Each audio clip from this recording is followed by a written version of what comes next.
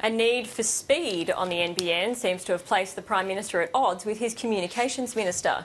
Yesterday, Mr Abbott said all NBN users will enjoy 50 megabits per second speed by 2020. But Communications Minister Malcolm Turnbull has only guaranteed half of that. Joining me now for this and more is Chairman of NBN Co, Ziggy Swikowski. Thank you very much for your time. Elise? Well, first of all, can the NBN supply 50 megabits per second by 2020, or has the Prime Minister got it wrong? Well, that's the goal. The goal is to provide 50 megabit per second experience to most Australians by 2020. But interestingly, the interest in NBN has shifted from a debate around what's the optimum speed and whether we should use all fibre and versus cable and copper to how fast can I get it.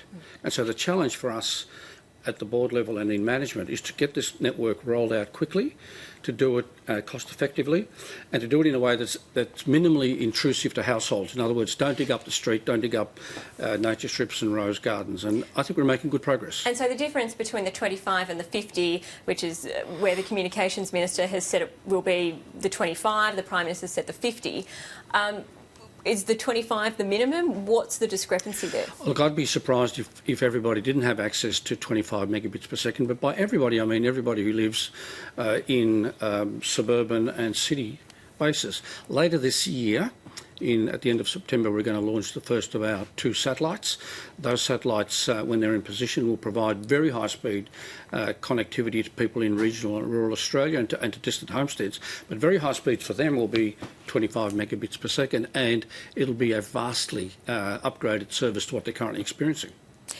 The NBN has a time frame of 2020. How realistic is that, given all the surprise delays and problems that you've had so far? Okay, so the footprint at the moment covers about 1 million premises. We have only another 11 million to go. On the other hand, we have a well-defined forward program. The program is well funded, and the plan does expect us to finish by 2020, in 5 years' time. The NBN legislation also allows around 2020, or by the completion of the project, for the company to be split up, the assets split up and potentially sold off. Right. Who would be the potential buyer for that? You were the Chief Executive of Telstra. Would it be something that Telstra would be interested in and be able to afford?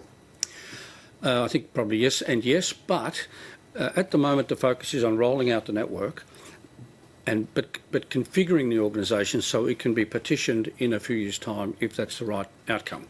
And I think in the 2020s, the governments of that particular decade will have a look at whether there are separable parts of NBN, the fibre network, maybe the satellite system. And when it's completed and if it's put on the market, it will be highly attractive because it will be an important part of a forward-looking infrastructure with probably decades of an annuity stream. So you can look at infrastructure funds, superannuation funds, telecom companies, both domestic and overseas. So at this stage it's premature to speculate.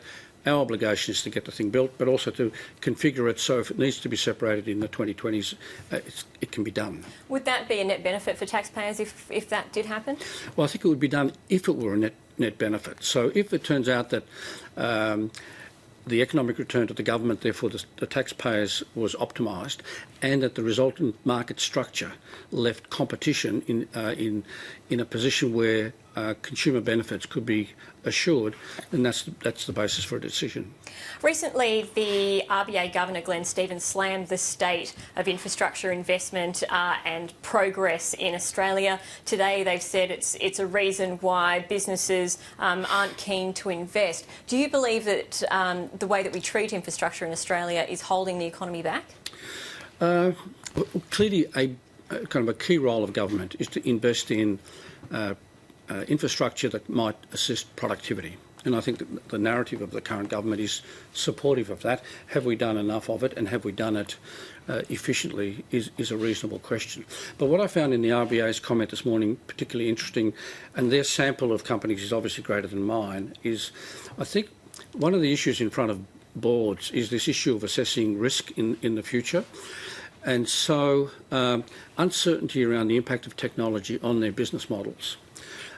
Uncertainties that arise from discontinuous trends in, say, pricing of oil or resources has meant that boards are looking at returns on their investments at a shorter term. So to make a 10 or 20-year investment when these things are happening and you're not secure enough in making those judgments is a big call. And I think to some extent there's a bit of hesitation as a result of that. Unfortunately, we'll have to leave it there. Ziggy, thank you so much for your time. Elise, thank you.